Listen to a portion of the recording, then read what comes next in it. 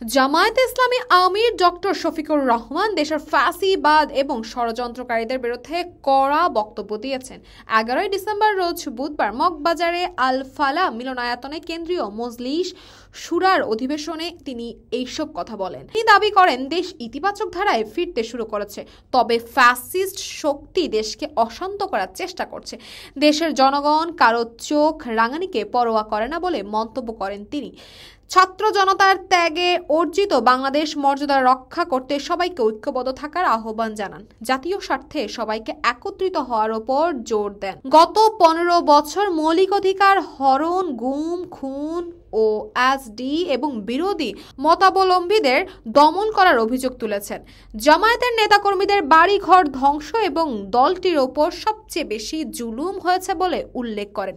তিনি বলেন, আসন্ন নির্বাচনকে সামনে রেখে একটি রোড ম্যাপ তৈরি করতে হবে। অতীতে আসন পুনর্বিন্যাসের নামে যে জুলুম করা হয়েছে তা সংশোধন করতে হবে। যৌক্তিক সময়ের মধ্যে প্রবাসীদের ভোটার তালিকা অন্তর্ভুক্ত করার দাবিও জানান। ডক্টর শফিকুর রহমানের বক্তব্য, সরকারের বিরুদ্ধে তীব্র সমালোচনা এবং ভবিষ্যৎ নির্বাচনের জন্য সুনির্দিষ্ট প্রস্তাব উঠে এসেছে।